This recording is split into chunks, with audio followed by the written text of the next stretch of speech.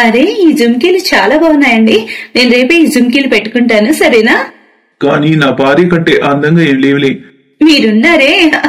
మరుసటి రోజు ఉదయం రాధ వంట చేయడానికి వంటగదిలోకి వస్తుంది. అప్పుడే ఆమె ఆడపడుచు రష్మి కూడా అక్కడికి వస్తుంది. ఆమె జుమ్కీలు చూసి తను అంటుంది, అరే వా వదినా, జుమ్కీలు చాలా బాగున్నాయి, ఇవి నిన్న మీ అన్నయ్య తెచ్చారు, చాలా బాగున్నాయి కదా?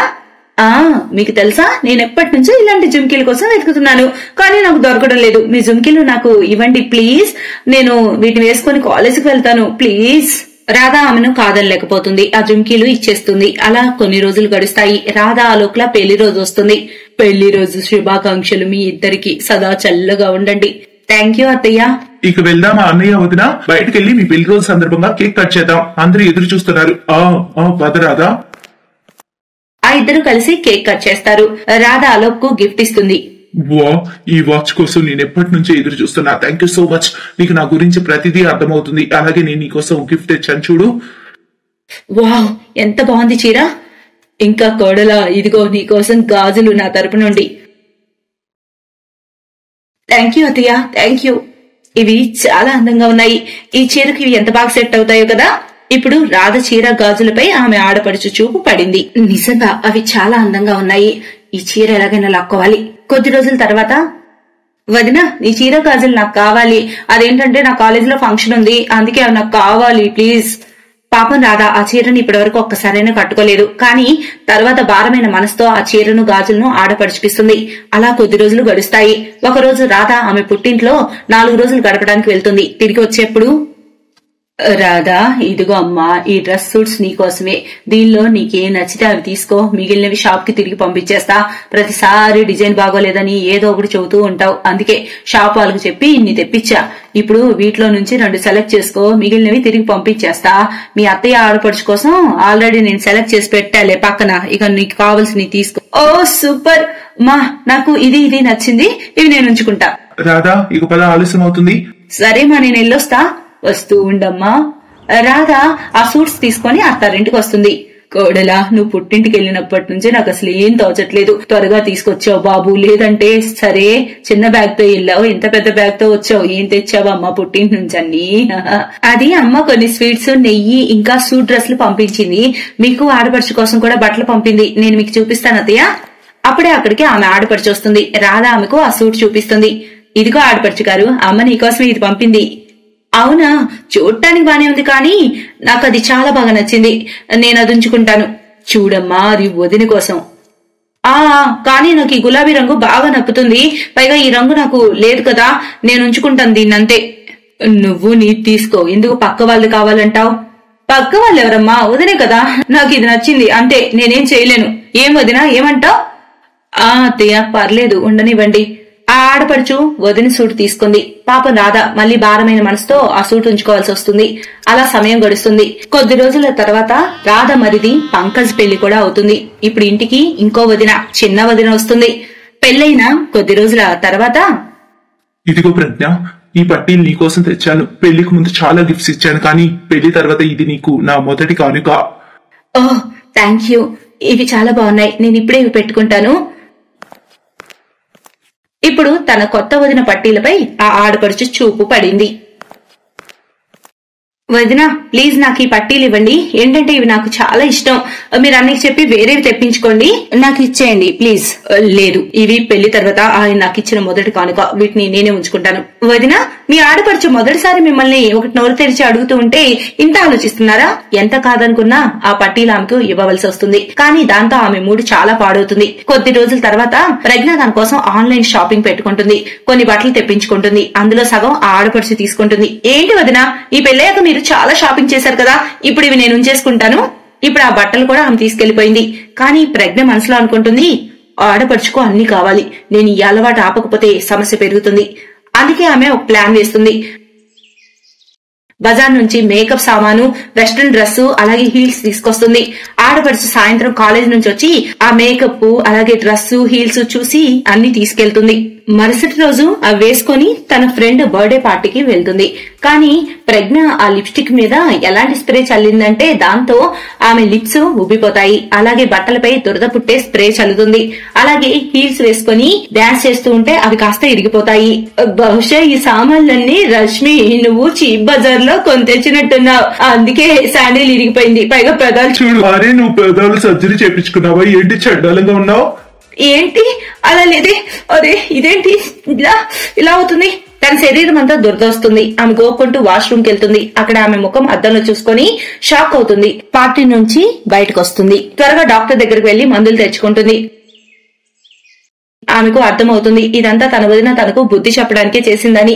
కానీ తర్వాత ఆమెకు బుద్ధి అయితే వస్తుంది. అందుకే ఆమె ఎవరి సామాన్లు ఇక తాకడం లేదు. ఆపై తన వదిన వస్తువులను ఆమె అస్సలు తాకడం లేదు. దీంతో రాధా ప్రజ్ఞ ఇద్దరు సంతోషంగా ఉన్నారు.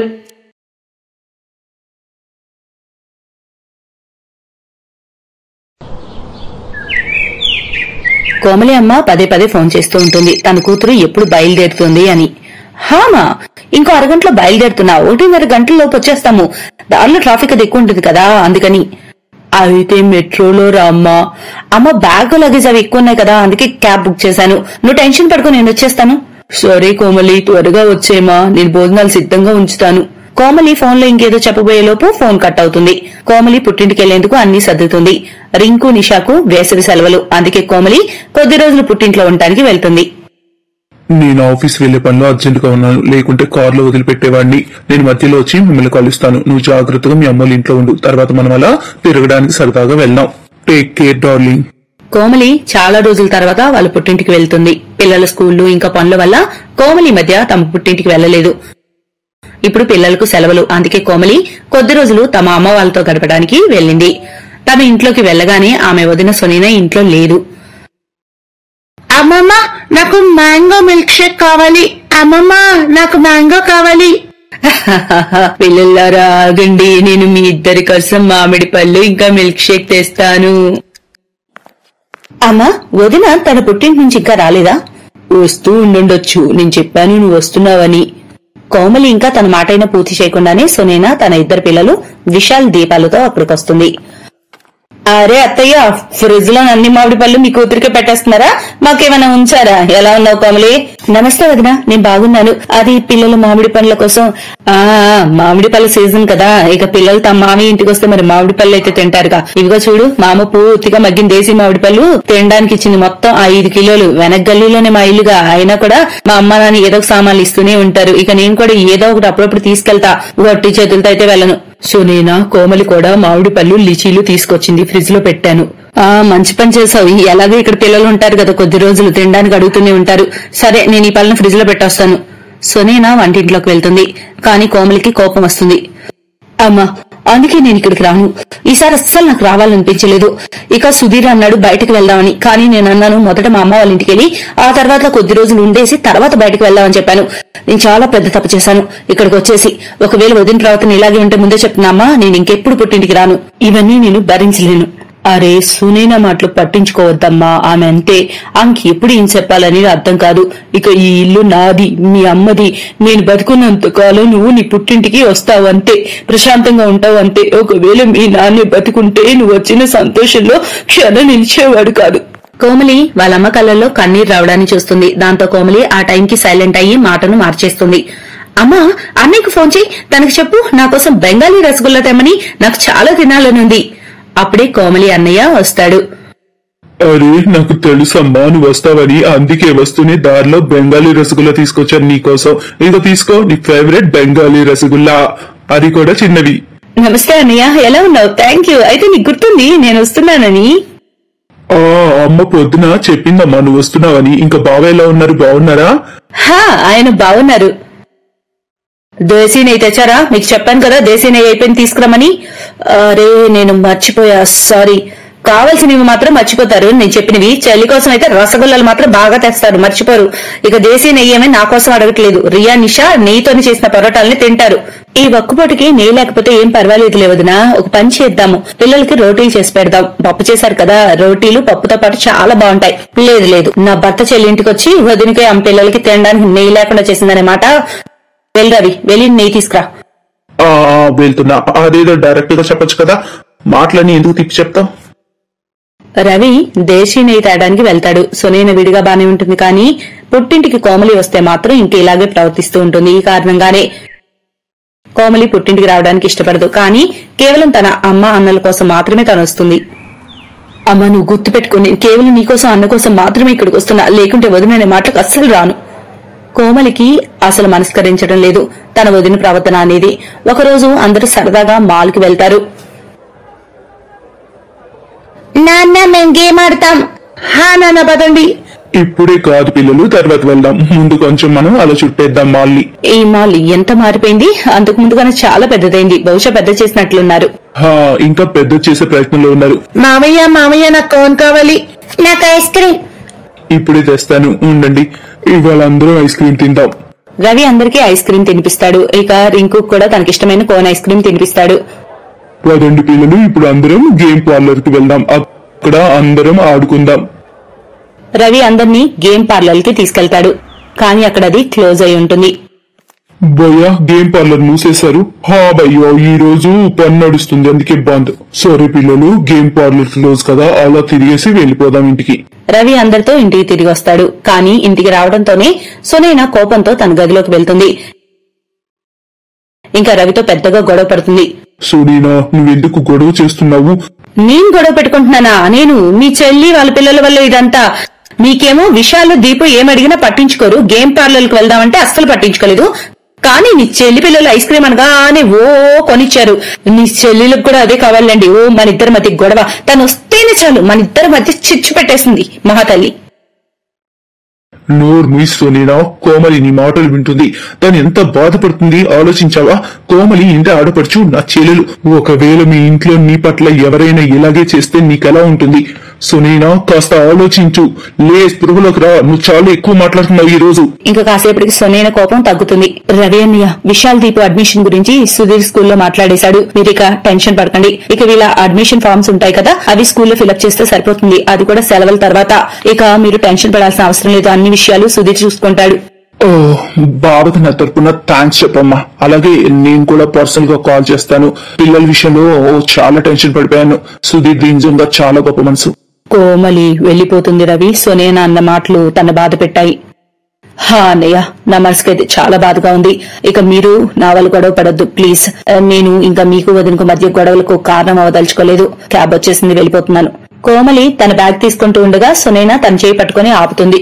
కోమలి, సారీ, నా వల్ల నీ మనసు బాధపడింది. నాకు తెలుసు నేను నిన్ను చాలా తప్పుగా అన్నాను, కానీ నువ్వు నా మంచి గురించి ఆలోచిస్తున్నావు.